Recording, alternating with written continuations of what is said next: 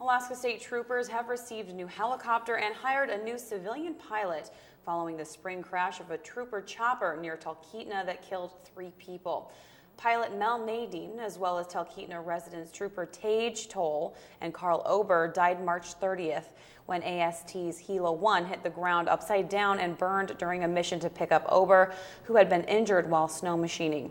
According to spokesperson Megan Peters, employees with the State Department of Public Safety went to Texas last week to take possession of the new aircraft, an American Eurocopter, the same model of helicopter as its predecessor.